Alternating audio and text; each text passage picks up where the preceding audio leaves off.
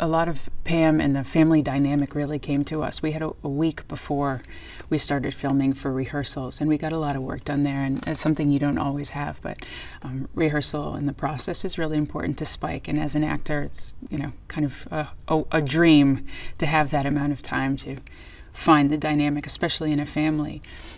And it became very clear early on that Denzel's character, David King, was the protector of the family, right? The protector of the family unit.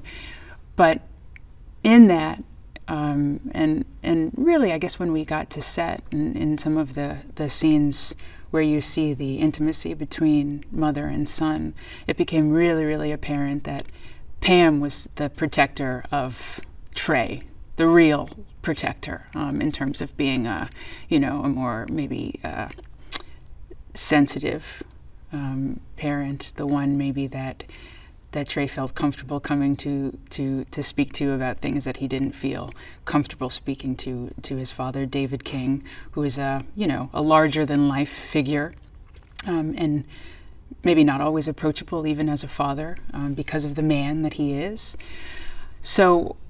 So there was that dynamic, but also it was important to me to make Pam not just a mother, but a friend to Trey. And I know a lot of people have feelings about parenting and whether or not parents should be friends with their kids. I grew up in a family where my mother was my absolute best friend, and that's how I wanted Pam to treat Trey, and so I tried to create that dynamic.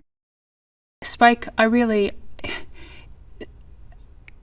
what do I know, because I wasn't there for his first day on his first set, but he is no less enthusiastic or excited about the work than when I met him 15 years ago. He approaches it with such passion and such gratitude. He's clearly a man who still loves what he does, and is grateful to be doing what he loves. And he comes in every day like a coach. We all have cast chairs. Mine says Pam King. Denzel says King, which is appropriate, right? And Spike says coach on it, because he comes in with the plays for the day. He's ready to go, but he's also completely willing and able to change it up and improvise if need be, for the sake of collaboration. And it's really awesome to witness. I've asked myself, I don't have children of my own, but and this will make this story funny, but it's not actually a funny story. Early on, it was the day of my audition, I was thinking to myself, if I had a child, right, and this child went missing or was abducted, the unthinkable, right, and they were in the care of my partner, would you go there? Would you place blame? Would you recognize that it was as hard for them as it was for you? How, you would hope that you could come together over this tragedy and work it out, right? But who knows? And you hope to never find that answer. But I think it was really important to show that these two parents don't turn on one another under the circumstances. It would be easy to do, I think. But the unfunny story that I was going to tell was the morning of this audition, my partner, who always rides our puppy to work on his back, called me frantically while I was getting myself into hair and makeup to come to 40 Acres and told me that our dog had jumped out of his backpack and run across the West Side Highway and was missing in Riverside Park. So here I am getting beautiful while this 4-week-old puppy is missing. And it would have been so easy to say, how could you do this? But he was beside himself, crying on the phone. So I went out and I went to look for her, and we couldn't find her. And I said, I have to leave for this audition. So I go to the audition and I get the phone call after I'm out that we found the dog. But it was do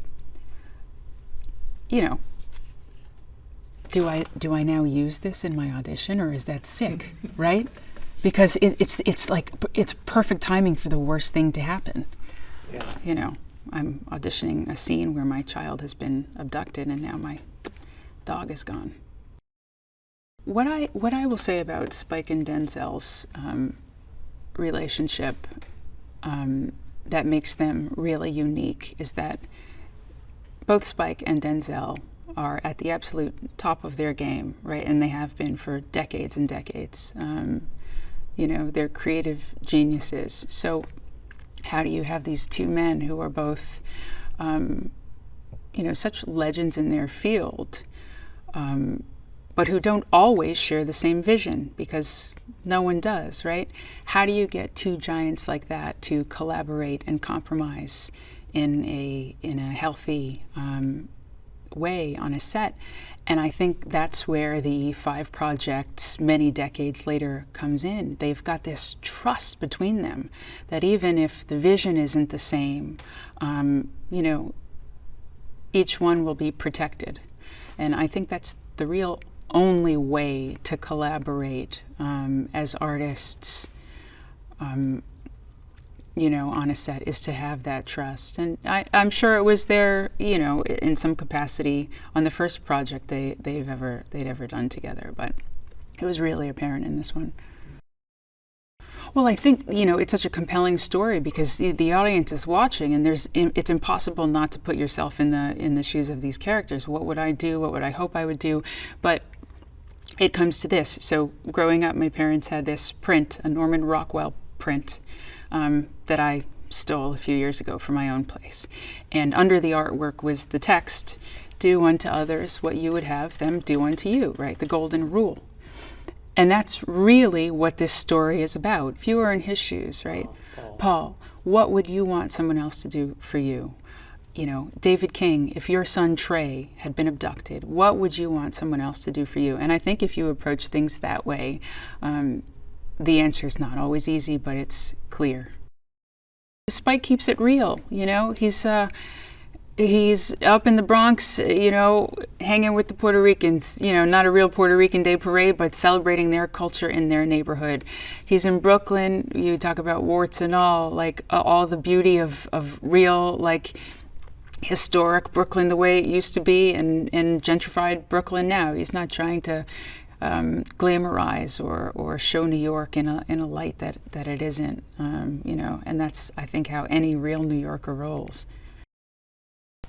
The beautiful thing about Denzel's ability to just freestyle, and because he is a music mogul in this, a lot of his text and dialogue has been freestyling. Like he's rapping in some of these scenes, and his brain works so fast, it's incredible. He could have had a career as a rapper, honestly, but because he does that, you know,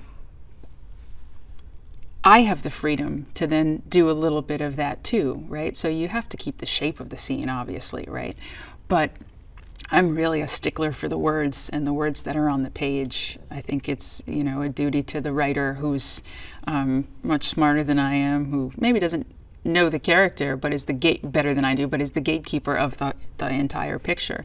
But when you have someone like Denzel, who is playful and is playing around with the words, you have no other choice than to go along and have some fun with it. So that's been a really good time. Like our scene on the Brooklyn Bridge, all of that dialogue was, sorry guys, was kind of scrapped in the moment. And we just, you know, you're dancing on the Brooklyn Bridge with some background walking by, but also, like, you know, tourists from every corner of the earth walking by and snapping photos and not believing what's before them. And you just have to go with the flow. That was my last day of filming. So to end it like that was kind of like, doesn't get any better.